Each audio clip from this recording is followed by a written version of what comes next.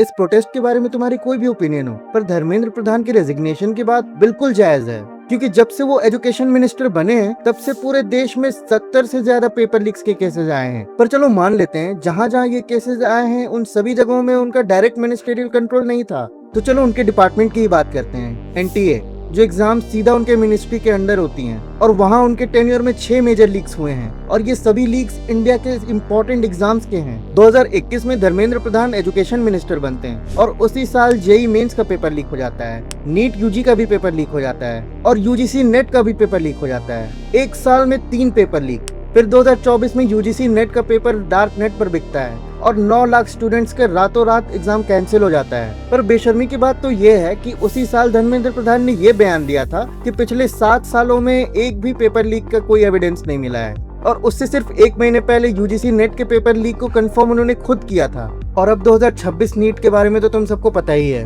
हालांकि एनटीए ने अभी नीट दोबारा से कंडक्ट किया, पर उस लीक के कारण 22 लाख से ज्यादा स्टूडेंट अफेक्ट हुए और लगभग 12 स्टूडेंट्स ने किया।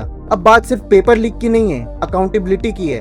अगर एक ही एजुकेशन मिनिस्टर के टेन्योर में बार बार पेपर लीक हो तो गलती किसकी है? जब सिस्टम फेल होता है तो उसकी जिम्मेदारी लीडरशिप को लेनी पड़ती है। इसलिए धर्मेंद्र प्रधान की मॉरल रिस्पॉन्सिबिलिटी बनती है कि वो रिजाइन करें।